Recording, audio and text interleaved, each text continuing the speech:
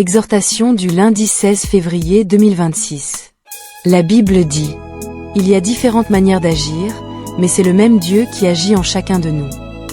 Ce passage se trouve dans le livre de 1 Corinthiens, chapitre 12, verset 6.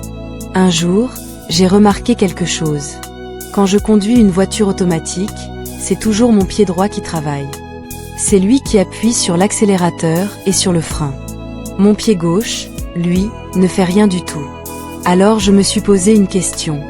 Que se passerait-il si, par souci d'égalité, je décidais d'utiliser mon pied gauche à la place de mon pied droit, la moitié du temps, pendant que je conduis? Ce type de tension existait déjà dans l'Église du 1er siècle à Rome. Certains croyants se surestimaient, comme l'indique Épître aux Romains 12h3, parce qu'ils exerçaient des responsabilités ou accomplissaient des actions que d'autres n'assumaient pas. Leur particularité était devenue un motif d'orgueil. Mais Paul apporte un correctif essentiel.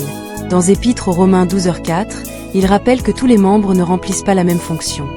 Dans le corps, la différence n'est pas une hiérarchie. C'est une complémentarité voulue par Dieu. Ces dons nous ont été accordés non pour nous mettre en avant, mais pour nous mettre au service des autres. C'est précisément ce que souligne Épître aux Romains 12, 6, 13. Chaque grâce reçue a pour but l'édification et le bien d'autrui, jamais l'exaltation personnelle. Notre engagement doit donc porter la marque du zèle et de la ferveur, car en réalité, ce n'est pas aux hommes que nous rendons service, mais au Seigneur lui-même, comme le rappelle Épître aux Romains 12h11.